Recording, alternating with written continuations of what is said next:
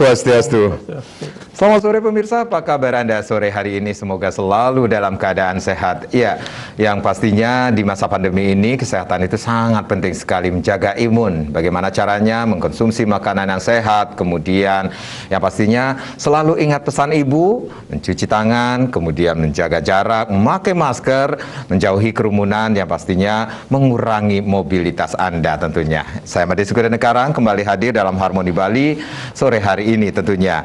Dan yang pastinya pemirsa, mendukung tumbuh kembang si kecil merupakan kewajiban orang tua, termasuk juga menjaga kesehatan mata anak Anda. Apalagi di saat pandemi saat ini, segala sektor terdampak, termasuk di sektor pendidikan yang mengharuskan anak-anak belajar dari rumah secara daring menggunakan fasilitas atau media sosial yang ada tentunya. Nah, bagaimana menjaga kesehatan mata anak di masa pandemi menjadi topik kita pada sore hari ini.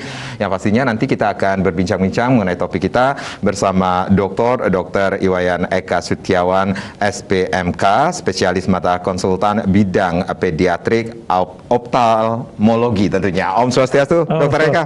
Ini kesekian kalinya kita berjumpa lagi. Ya. Baik, terima kasih sudah hadir tentunya. Dan yang pastinya walaupun kita berbicara tentang kesehatan mata, nggak apa-apa ya, kita berdua juga menggunakan kacamata sore hari ini. Ini faktor U mungkin ya, Dok ya. Dok, di awal saya sempat mengatakan ini di masa pandemi anak-anak lebih sering, bukan lebih sering lagi, ini harus menggunakan atau melakukan pembelajaran secara daring dan mengharuskan anak-anak sering menatap layar handphone atau gawai ataupun laptop. Apakah hal ini mempengaruhi kesehatan mata anak, Dok? Ya baik. Sekarang jadi sebelumnya mungkin kita berharap pandemi ini segera berlalu ya. Semua berharap segala sesuatu kan kembali menjadi normal ya. Baik, kondisi yang ini normal sekarang ini ya itu terjadi sedikit perubahan dalam metode pembelajaran ya. Yang dulu mungkin anak-anak khususnya anak-anak sekolah ini yang dulunya tatap muka offline sekarang berubah menjadi daring gitu ya, atau online. Nah, metode online ini sudah barang tentu memerlukan satu fasilitas sarana yang disebut dengan sarana digital gitu ya, baik itu smartphone seperti tadi, kemudian laptop, tablet. Nah, kondisi ini sudah barang tentu akan meningkatkan kontak anak-anak dengan layar tersebut atau yang kita sebut dengan screen time. Jadi ketika screen time-nya ini meningkat, otomatis ini akan menjadi suatu kondisi yang bermasalah dengan penglihatannya. Di samping itu kondisi pandemi sekarang ini juga menyebabkan aktivitas di luar ruangan begitu ya akan sedikit mungkin lebih berkurang karena adanya jaga jarak seperti itu ya, physical distancing, sehingga kondisi antara peningkatan screen time ini dengan green time ini yang berbeda, di mana screen time-nya meningkat, screen time-nya yang menjadi lebih sedikit, ini berpotensi untuk mempengaruhi kualitas penglihatan anak. Walaupun anak-anak yang awalnya tidak memiliki permasalahan dengan penglihatan, nantinya mungkin akan berpotensi mengalami kesehatan di penglihatannya. Ya, itu pasti. Karena begini, jadi sebenarnya untuk kondisi screen time itu, screen time sendiri itu memang ada waktunya sih, ada ketentuannya. Jadi memang dari WHO itu menyarankan khusus untuk anak-anak yang di bawah 2 tahun itu memang sama sekali nggak boleh sebenarnya. Jadi nggak boleh kontak dengan layar gitu ya. Nah, kemudian untuk anak-anak yang lebih besar itu umur antara 3 sampai 6 tahun itu diperbolehkan 1 jam. Dengan pengawasan orang tua, kemudian yang lebih besar di atas itu boleh 2 jam per hari. Nah, cuman kan permasalahannya sekarang kondisi pembelajaran online daring ini kan tidak satu ya, mungkin mata pelajarannya ya, kalau dari sekolah itu tidak satu. Mungkin hanya bisa dibuatkan suatu mekanisme saja, artinya gini, kalau kita mematok ketentuan itu, otomatis kan mungkin 1 hari cuma 1 jam, 1 pelajaran aja mungkin yang bisa diberikan. Tetapi kan kurikulum menyatakan mungkin harus 1 hari itu mungkin 1 atau 2 lebih dari 1 gitu ya.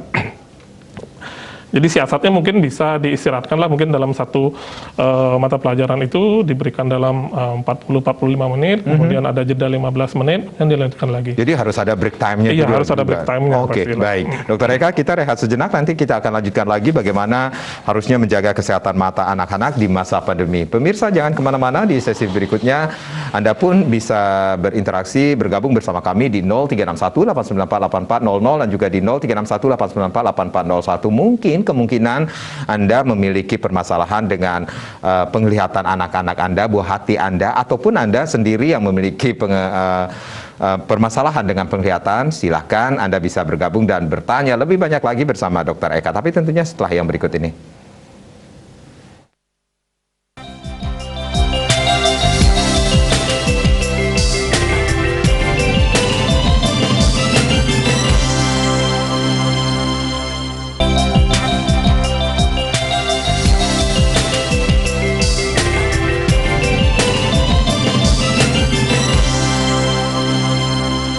Ya, terima kasih Anda yang baru saja bergabung bersama kami di Harmoni Bali. Bagaimana menjaga kesehatan mata anak Anda di masa pandemi masih menjadi topik kita bersama Dr. Wayan Eka Sutiawan, spesialis mata konsultan tentunya bidang pediatrik oftalmologi tentunya. Silakan, lain sudah kami buka di 0361-894-8400 dan juga di 0361-894-8401. Baik, Dok, kalau tadi dokter mengatakan ini kondisi screen time yang harus diperhatikan sekali bagi anak-anak kita atau buah hati kita saat pandemi ini sendiri, pendidikan belajar secara daring ini sendiri. Lalu ada waktu maksimal sekali lagi, Dok, yang harus diperlukan atau yang menjadi pantauan orang tua agar anak-anak bisa katakanlah menatap layar gawai ataupun menatap laptop ataupun fasilitas yang lainnya yang berhubungan dengan dunia pendidikan ini sendiri, Dok, untuk mengurangi agar tidak terjadi hal-hal yang tidak diinginkan dengan penglihatan mereka. Oke, jadi seperti saya sampaikan tadi, jadi kalau anak-anak yang di bawah 2 tahun itu udah pasti enggak ya. Jadi disarankan sih enggak. Kecuali ada ada indikasi untuk pengenalan digital di awal, yaitu harus dengan pendampingan. Kemudian anak-anak yang lebih besar lagi di usia antara 4-6 tahun itu paling tidak dia ada waktu 1 jam per hari sebenarnya. 1 jam per hari. Kemudian untuk anak-anak yang di atas 6 tahun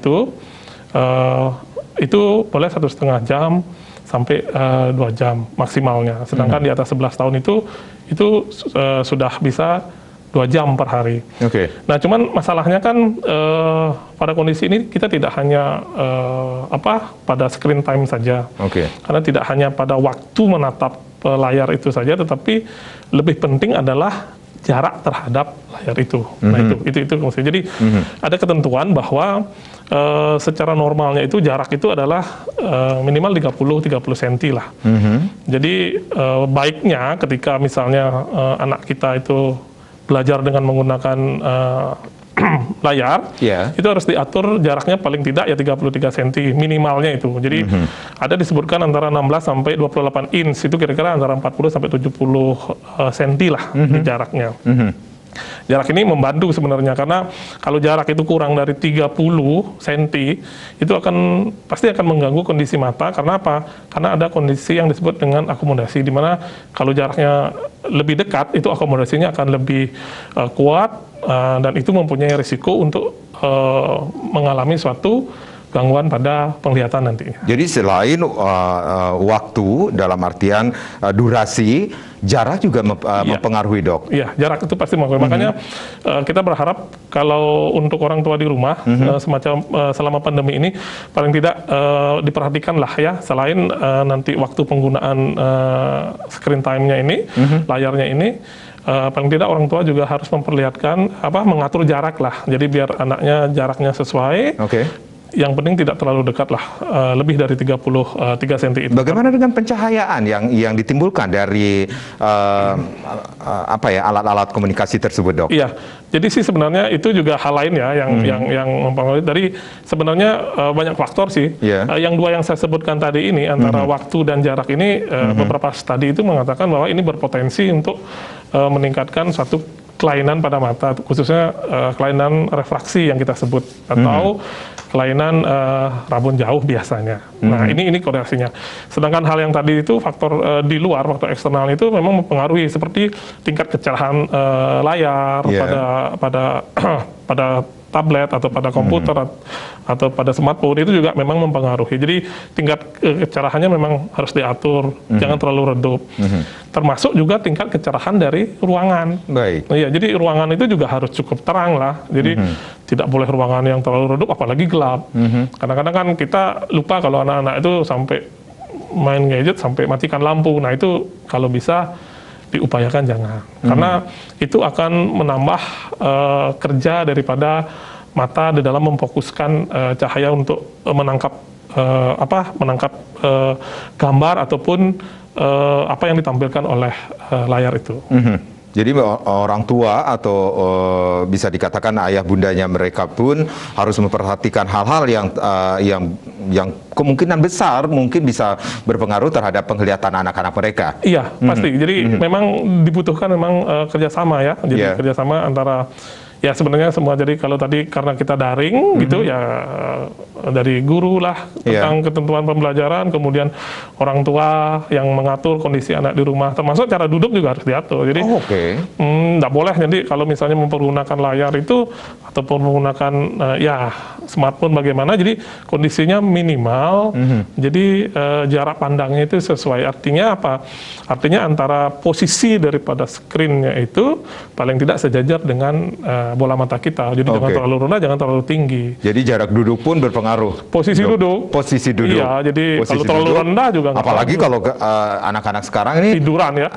Nah itu dia dok, ini yang sering saya perhatikan. Ya kalau tiduran sudah pasti fokus akan berbeda lah. Artinya fokus dia memegang. Nah, kalau posisi tidur bagaimana kita bisa menjaga jarak itu lebih dari 30 cm? Kan tidak mungkin kan? Nah, pasti dia begitu bergerak, lebih mendekat. Baik. Nah, itu akan menambah kerja keras daripada mata kita. Seandainya hal-hal yang sudah dilakukan, apa yang sudah harusnya diterapkan pada saat menggunakan alat komunikasi tersebut sudah diterapkan, ini dipastikan tidak akan terjadi hal-hal terhadap penglihatan mereka, dok? Ya, artinya kan kita tidak bisa menjamin itu 100% ya, karena kan kita harus juga lakukan pemeriksaan lah, deteksi. Artinya paling tidak kita lakukan screening lah. Siapa yang lakukan screening? Ya tenaga kesehatan lah, dokter mata kalau paling tidak ya. Karena gini, anak-anak yang tanpa menggunakan kacamata kan begitu ya. Jadi kan ini hubungannya nanti ada anak yang menggunakan kacamata, sedangkan ada anak yang tidak menggunakan kacamata. Apakah berpotensi enggak dia menjadi kacamata? Ya itu memang pentingnya adalah yang pertama kita harus pastikan ada enggak keluhan dulu. Ya, keluhan dari anak. Biasanya umumnya kalau keluhan yang muncul akibat penggunaan screen time yang terlalu lama ini, itu yang lebih dikenal dengan istilah computer vision syndrome, atau bahasa ininya adalah suatu kumpulan gejala yang ditimbulkan oleh perangkat digital gitu ya. Jadi keluhannya itu muncul oleh karena penggunaan perangkat digital yang terlalu lama. Contohnya apa? Misalnya bisa penglihatan kabur, kemudian mata berair, kemudian sering mengucap mata, sering berkedip, seperti itu. Pandangan kadang double. Nah, itu yang berhubungan dengan keluhan mata. Sedangkan yang tidak berhubungan dengan keluhan mata itu biasanya sakit pada leher atau tengkuk, itu karena kesalahan posisi duduk. Gitu. Nah, kalau ada keluhan-keluhan seperti itu sudah kita dapat simpulkan, sudah dapat kita pastikan bahwa anak mengalami suatu kondisi yang disebut computer vision syndrome tadi. Itu salah satu merupakan gejala atau kumpulan gejala yang ditimbulkan akibat penggunaan daripada screen time yang lama dan jarak yang terlalu dekat. Baik. Apalagi kalau terjadi hal-hal tersebut atau gejala-gejala yang ditimbulkan oleh sang anak, biasanya kan anak kan susah berkomunikasi sama orang tuanya untuk memulai, ini Pak, Mama, aku mengalami hal seperti yang dokter sampaikan ini sendiri. Berarti orang tua begitu harus peka terhadap apa yang terjadi pada seorang anak ini sendiri. Ya, inilah problemnya sebenarnya pada anak-anak. Karena anak-anak yang lebih kecil itu dia nggak akan ngeluh. Nah, jarang sekali anak, kecuali anak yang sudah lebih besar, dia bisa sampaikan bahwa ada rasa nggak nyaman loh pada saya gitu sama orang tuanya. Nah kalau anak-anak yang memang tidak bisa mengeluh seperti ini, ya salah satu caranya kita memang, nah ada metode sih sebenarnya seperti saya sampaikan tadi itu. Ada metodenya, jadi kalau memang ada jedanya. Kalau mungkin sering dilihat itu ada metode yang disebut dengan 20-20-20 gitu ya. Metode 20-20-20. Iya, itu yang sering dipergunakan pada metode untuk jeda istirahat. Artinya itu satu metode untuk mengurangi potensi terjadinya suatu kelelahan pada mata ya. Jadi 20 menit istirahat, memejamkan mata 20 detik dengan melihat sejauh 20 feet atau 6 meter gitu. Nah itu, jadi setelah bekerja dalam waktu 1,5-2 jam, ya beristirahat seperti itu. Jadi menjamkan 20 detik, istirahatkan mata 20 menit, kemudian melihat jauh. Itu metode yang biasanya dipergunakan, disarankan dipergunakan. Ya, pada anak-anak pun metode ini seharusnya diterapkan. Bisa diterapkan. Makanya seperti tadi saya bilang, mungkin dimodifikasi kalau nggak bisa, karena seperti tadi kalau daring itu 2 mata pelajaran lebih, ya jedanya 15 menit lah gitu. Jadi ada waktu yang terjadi tidak adanya kontak dengan layar gitu. Jadi itu sudah membuat mata itu menjadi relaksasi, karena di dalam bola mata itu ada otot yang mengatur ketika dia bekerja ketika dia melihat dekat terlalu banyak, itu otot matanya bekerja sangat kuat. Itu ada namanya di dalam bola mata itu otot ciliaris, itu dia bekerja sangat kuat. Ketika dia bekerja terlalu lama, ya pasti akan menimbulkan suatu kelelahan. Sama kayak kita kerja otot ini terlalu letih kan pasti kram lah seperti itu. Nah, kurang lebih ya seperti itu. Jadi harus direlaksasikan dengan melihat jauh, sehingga dia otot-otot itu kembali relaksasi. Jadi metode 20-20-20 itu diterapkan, kemudian setelah itu kembali lagi bisa melakukan aktivitas tersebut? Bisa, kemudian jangan lupa kalau misalnya keluhannya menetap, nah ini kan kita anggap kalau misalnya hanya terjadi kelelahan mata, dengan kondisi seperti itu kelelahan matanya kan berkurang. Apabila menetap, nah ini harus paling tidak ya konsultasikan ke dokter. Kita harus lihat juga kenapa. Mungkin juga anak ini mengalami memang mengalami suatu gangguan mata. Yang paling banyak itu ya gangguan penglihatan jauh biasanya, atau minus atau rabun jauh yang disebut. Nah ini harus dideteksi, harus diperiksa untuk mengetahui. Jadi nggak bisa hanya dengan keluhan begitu saja tanpa kita periksa lebih jauh di sarana kesehatan. Jadi bisa dikatakan ini saat pandemi ini sendiri berarti kecenderungan anak-anak akan terkena gangguan mata yang muncul pada dalam artian gangguan mata yang sering muncul pada anak-anak, Dok. Ya, kalau dari beberapa laporan sih disebutkan memang terjadi peningkatan gangguan kelelahan mata pada anak. Ya, ini sudah mungkin berkorelasi dengan yang saya sampaikan tadi, ada waktunya yang berlebihan, kemudian jaraknya yang tidak kita atur, nah seperti itu, sehingga gejalanya muncul kembali. Karena kalau dulu mungkin mereka belajar di sekolah offline tidak menggunakan layar, baru di rumah. Nah sekarang kan dari pagi mungkin ya mempergunakan, jadi anggaplah dalam 1 hari itu mereka sudah kontak dengan layar. Apalagi untuk waktu luangnya mereka, waktu senggang mereka pun tidak terlepas dari yang namanya gawai yang seperti itu, Dok. Iya, itu ada masalahnya. Jadi ini yang harus diatur. Jadi kita harus mendukung memang pembelajaran dengan begini, dengan menggunakan layar, dengan menggunakan digital seperti ini. Tapi jangan lupa, setelah itu jangan dikasih lagi monitor, kita habis itu mereka jeda malah main game. Nah ini yang harus diatur. Jadi begitu mereka jeda istirahat, ya betul-betul istirahat lah. Seperti itu. Dokter, ini apakah dengan gejala-gejala yang timbul pada anak-anak yang mungkin harus diketahui sedini mungkin oleh orang tua mereka, ini penanganannya akan ketika gejala-gejala tersebut muncul dan diketahui ataupun anak itu bisa berkomunikasi dengan orang tuanya, itu apakah penanganannya akan lebih cepat diketahui atau memang akan sama saja ini hasil akhirnya, oh anak saya mengalami minus seperti itu, Dok?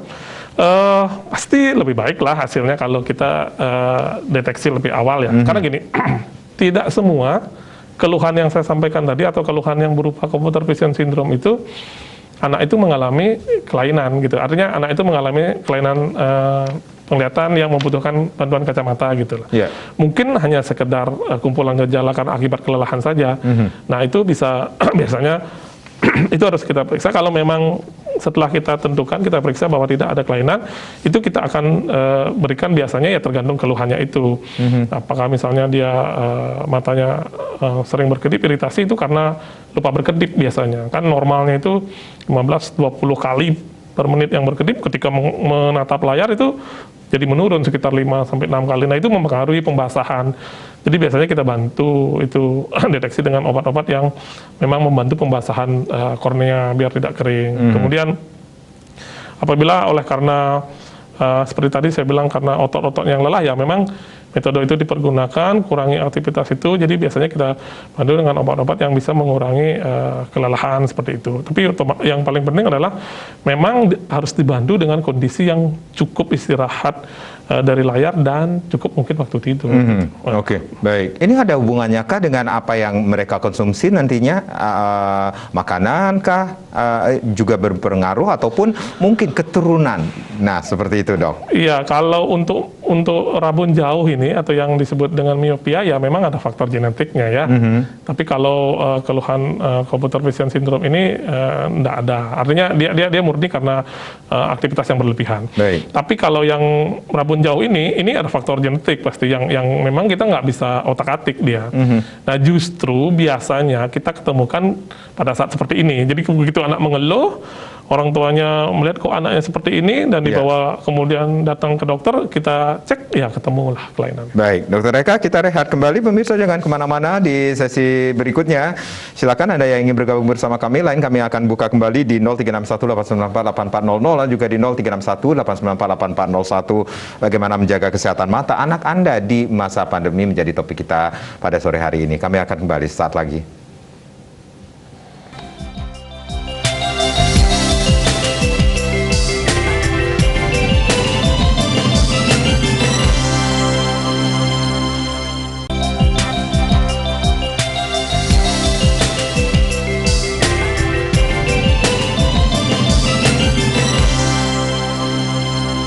Di sesi yang terakhir ini, bagaimana menjaga kesehatan mata anak Anda di masa pandemi masih menjadi topik kita. Masih bersama Dr. Iwayan Eka Sutiawan, spesialis mata konsultan bidang pediatrik optalmologi. Dan silakan Anda yang ingin bergabung bersama kami sudah membuka line di 0361-894-8400 dan juga di 0361-894-8401 tentunya. Dokter, kalau tadi dokter mengatakan bahwa setiap anak atau bisa dikatakan ketika anak-anak tersebut memiliki gejala yang harusnya lebih awal diketahui oleh orang tua mereka, lebih cepat penanganannya. Ini apakah setiap anak yang memiliki gejala itu akan berakhir dengan pemakaian kacamata, Dok? Iya, tidak sih semua sebenarnya. Ya, jadi ketika kita melakukan pemeriksaan terhadap keluh-keluhan yang didapatkan dari anak, nah itu harus kita tentukan dulu. Kalau ini hanya karena kelelahan mata, biasanya pada pemeriksaan itu berupa pemeriksaan tajam penglihatan namanya. Jadi kita tes khusus untuk penglihatannya. Jadi kalau tidak ada masalah pada pemeriksaan tajam penglihatannya, ya ini kemungkinan anak ini hanya menderita suatu kelelahan mata aja. Tetapi ketika misalnya anak ini kita dapatkan dia terganggu juga penglihatannya, ya, kemudian kita lakukan koreksi namanya, jadi kita coba tes dengan kacamata dan memberikan tajam penglihatan yang baik. Nah, ini kemungkinan anak ini mengalami suatu kelainan refraksi, ya yang paling banyak sih rabun jauh atau miopia yang kita sebut. Seperti itu. Jadi kalau anak-anak ini yang dengan miopia atau rabun jauh, ya baru kita akan bantu dengan kacamata. Karena apa? Karena kacamata ini merupakan alat bantu untuk lebih memokuskan benda atau cahaya yang jauh itu biar nanti pas jatuhnya di retina, seperti itu. Jadi ada bisa dikatakan ini harus ada keaktifan dari orang tua juga untuk memperhatikan kesehatan mata anak-anaknya saat pandemi ini sendiri. Ketika gejala-gejala itu yang seperti dokter sampaikan, anak-anak jarang sekali mengeluh terhadap apa yang mereka rasakan. Iya, sebenarnya memang seperti itu. Jadi kita memang orang tua kan mempunyai peran yang besar ya dalam tumbuh kembang anak ya, termasuk dengan kondisi kesehatan mata anak itu.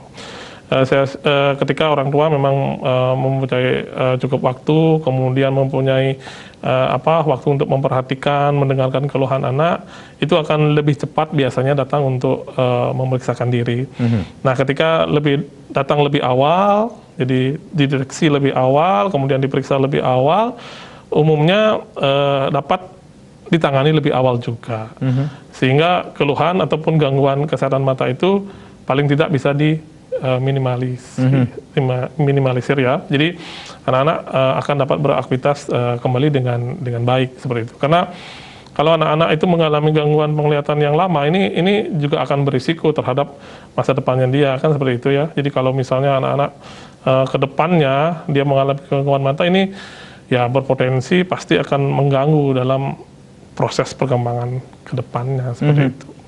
Genetik ini berpengaruh juga nggak sih dok terhadap anak-anak tersebut?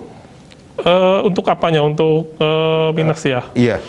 Kalau genetik ya memang sih, kalau untuk faktor rabun jauh sendiri itu faktor genetik memang dikatakan berpengaruh. Jadi kalau misalnya orang tua yang mempunyai minus, jadi bapak ibu mempunyai minus, itu potensi anaknya untuk memiliki minus juga atau rabun jauh juga itu ya besar. Mungkin kalau bapak ibu ya mungkin anaknya sekitar 50% kemungkinan akan menderita minus juga seperti itu. Nah, sehingga kalau memang ada orang tua yang menderita minus, nah ini sebenarnya bisa dipakai satu patokan bahwa nanti anaknya ini kalau mengalami keluhan ataupun sebenarnya kalau menginginkan tanpa ada keluhan pun bisa dilakukan pemeriksaan awal gitu, seperti itu. Jadi ketika anak-anak sudah sudah mulai bisa membaca, artinya anak-anak mulai sekolah dasar gitu ya, jadi dia sudah bisa membaca, melihat huruf seperti itu, dilakukan pemeriksaan awal, itu akan lebih baik seperti itu. Jadi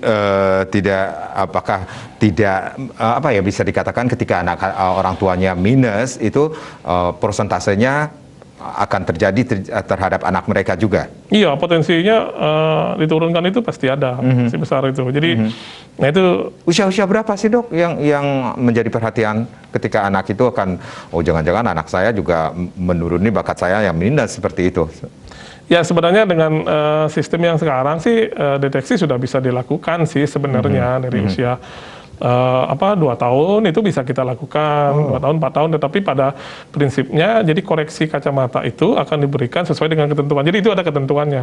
Jadi kalau misalnya memang ada orang tua yang memang menderita minus, kemudian dilakukan screening awal, ya kita cek dulu lah apakah ini sudah layak diberikan kacamata atau kita lakukan pemeriksaan secara reguler. Nah, ketika sudah pada usia tertentu yang mempunyai potensi untuk mampu melihat dengan baik, berkomunikasi, nah di saat itu sesuai dengan ketentuan ya kita akan berikan kacamata.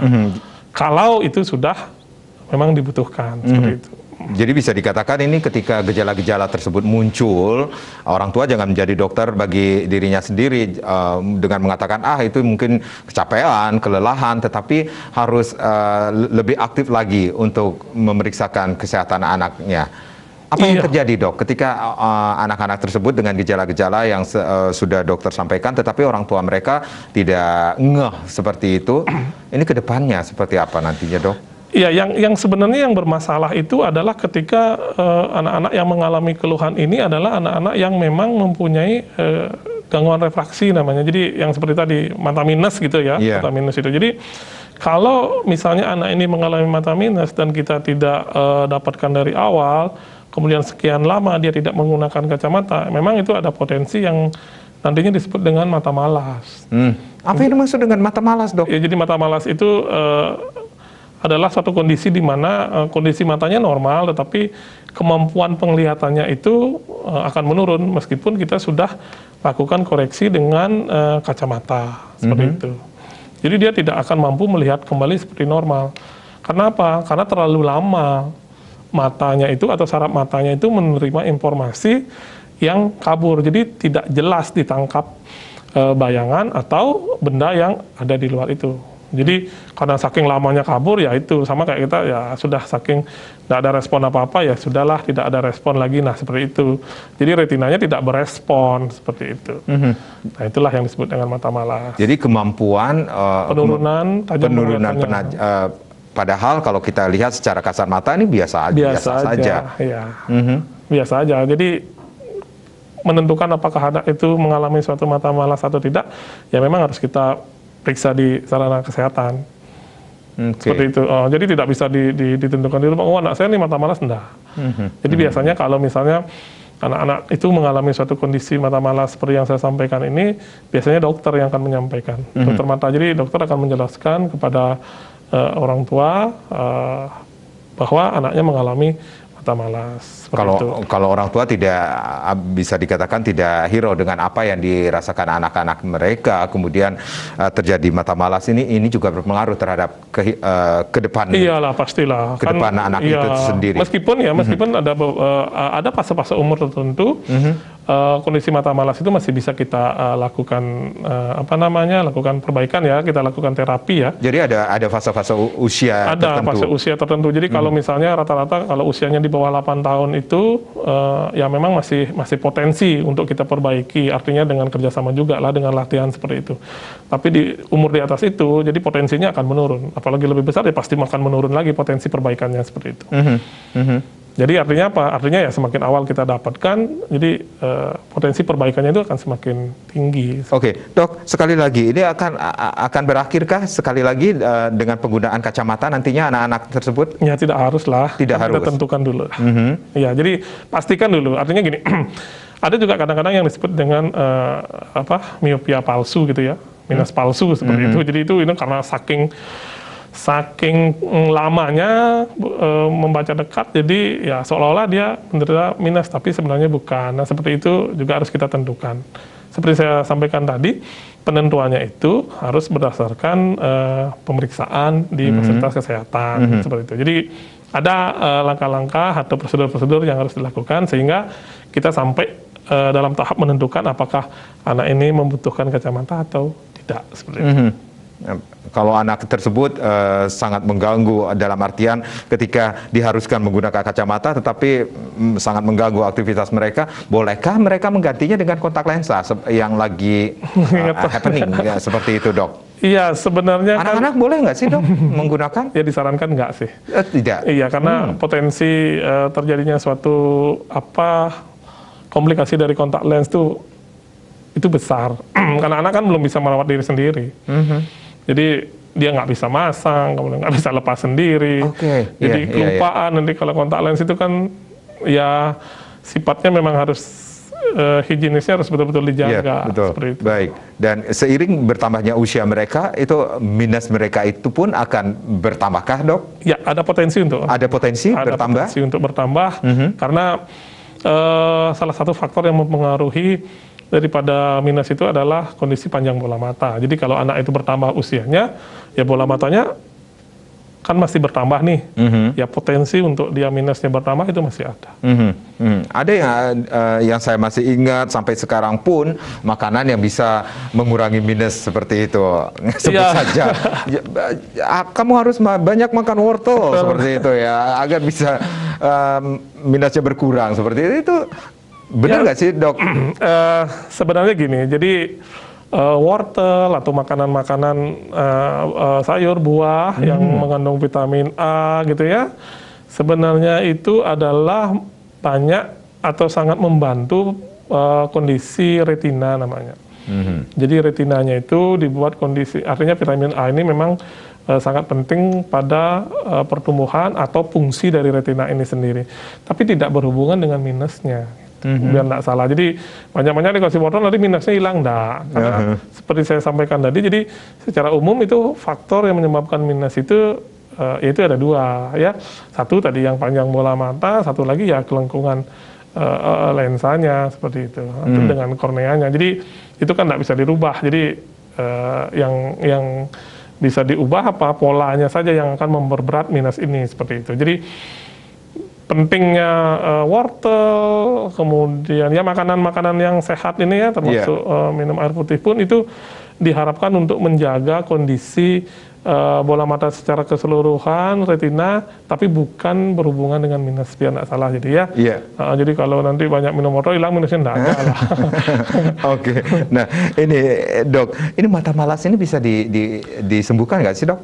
Kalau kita temukan dini sesuai dengan usia, ya potensinya masih ada, masih bisa kita lakukan perbaikan. Ya, kalau misalnya terlambat, ya potensi perbaikannya pasti akan lebih susah seperti itu. Jadi itu pun harus kita informasikan dengan jelas kepada orang tua kan seperti itu.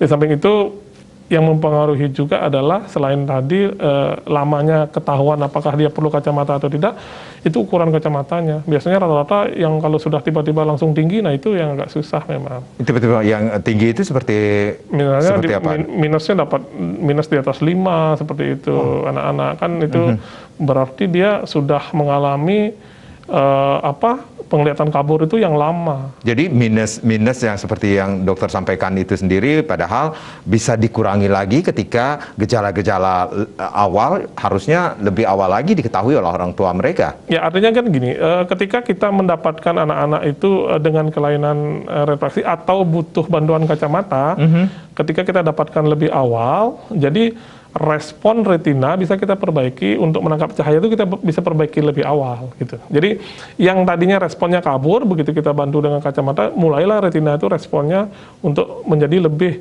jelas menangkap bayangan itu. Nah ini akan merangsang terus perkembangan dari retina sehingga kondisi mata malas yang lebih berat itu dapat dicegah seperti itu. Ya memang masih ada potensi dia malah menjadi hilang nanti mata malasnya yang sesuai dengan kondisi besarnya ukuran minusnya, kemudian usianya seperti itu.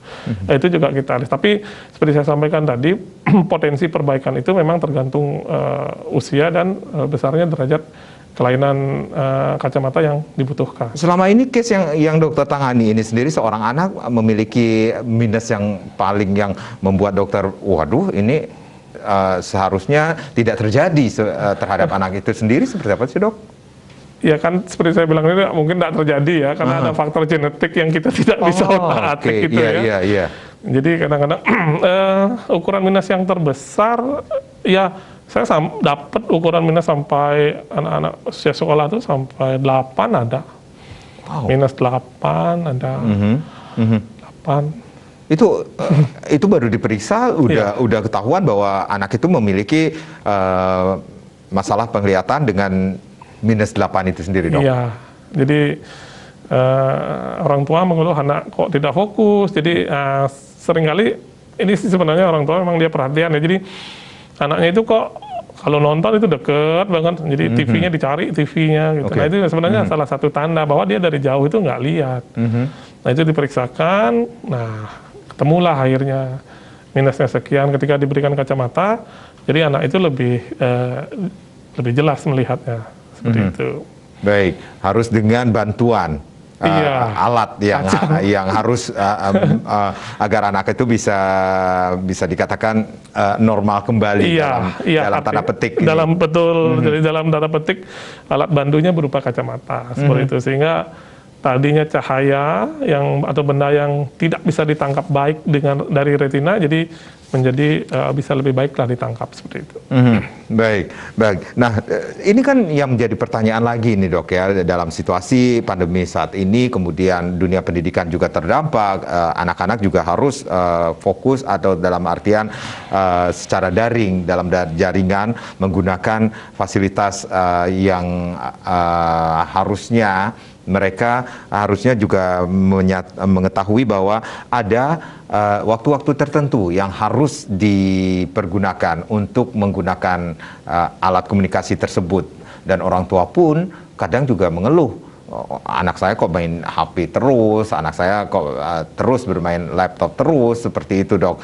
Dan ini anak-anak pengertian edukasi seperti apa sih yang harus kita berikan dok?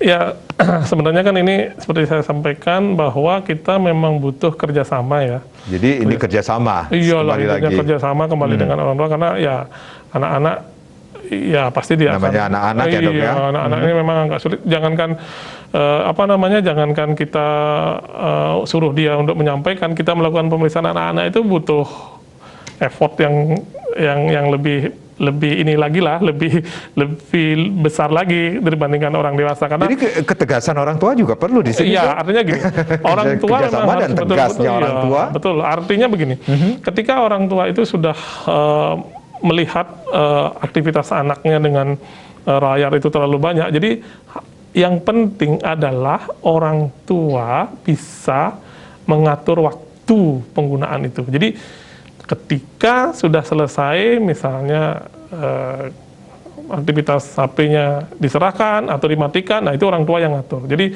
ada waktunya. Jadi contoh misalnya ya, kalau misalnya anak-anak itu sudah belajar dan mengerjakan semua aktivitas dengan gadget, misalnya selesai jam 4, yang itu ya selanjutnya itu HP-nya mungkin apakah orang tua yang menggunakan atau dikumpulkan di satu tempat. Jadi dia tidak akan menyentuh itu. Jadi lebih baik dengan aktivitas. Jadi ada langkah-langkah sederhana padahal ya, untuk mencegah gangguan kesehatan mata saat ini pada anak. Ya, sepertinya memang kalau kita memang mau melakukan hal seperti itu kan tidak terlalu susah ya sebenarnya. Cuman ya seperti tadi ya harus kita kerjasama, kan anak-anak juga namanya anak-anak ya. Memang kadang-kadang susah kadang ini. Tapi paling tidak seperti tadi, kita harus tegas, ada waktunya, screen time-nya, kemudian kapan dia boleh, kapan dia tidak, berapa lama dia bisa mempergunakan itu, nah seperti itu. Ya, baik dok. Sekali lagi dok, di masa pandemi ini sendiri tentunya kesehatan mata seorang anak ini juga menjadi perhatian dari orang tua ini sendiri. Ada langkah sekali lagi dok untuk menjaga kesehatan mata anak-anak di masa pandemi ini sendiri dok. Jadi yang jelas yang pertama adalah penggunaan layar atau sarana berbasis digital untuk masa pandemi kan tidak bisa dihindari. Yang jelas kita dukung itu, tapi diperlukan adalah yang pertama orang tua paling tidak mendampingi anak pada saat dia melakukan kegiatan dengan screen time tadi, dengan layar tadi. Jadi atur posisi duduknya, kemudian atur jarak dia dengan layar, kemudian atur penerangan cahaya di sekitarnya. Nah, itu yang pertama. Yang kedua, jika anak-anak didapatkan mengeluh ya kondisi seperti gangguan penglihatan, kemudian dia mata kering, sering berkedip atau pusing seperti itu, segera lakukan deteksi dini. Ya, yang ketiga ya jangan lupa bahwa tetap diberikan, harus ada waktu tidur yang cukup buat anak-anak ya. Jadi waktu tidur malamnya cukup, kemudian jangan lupa makan dan minum yang sehat, itu pasti sudah. Dan pastinya metode 20-20-20 juga perlu diterapkan. Ya, itu pastilah dicoba. Baik. Kita harapkan anak-anak kita, khususnya anak-anak di Indonesia ini sendiri memiliki kesehatan mata yang lebih bisa dikatakan lebih baik lagi, walaupun di masa pandemi ini sendiri ya dok ya. Dr. Eka, terima kasih sudah sharing. Mudah-mudahan apa yang kita perbincangkan pada sore hari ini memberikan manfaat bagi orang tua di mana saja berada yang memiliki anak-anak yang harus belajar di masa pandemi ini secara daring. Saya Mbak Desi Karang, terima kasih. Sampai jumpa. Om Santi, Santi, Santi, Om.